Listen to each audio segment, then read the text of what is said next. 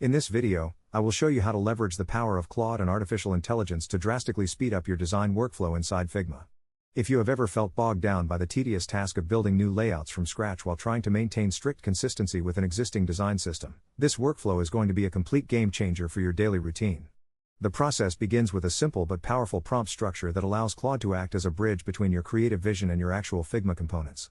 To start this process, you first need to identify the specific Figma frame housing your design system or the main page you want to emulate.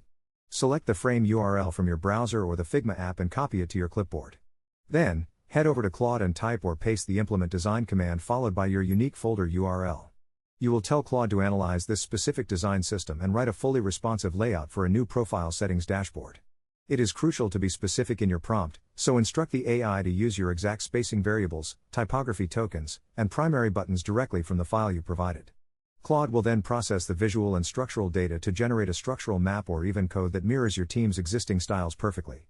This ensures that every new feature page you build looks exactly like it was crafted by hand over several hours. By automating the layout phase while maintaining token integrity, you can focus on high-level product thinking rather than nudging pixels.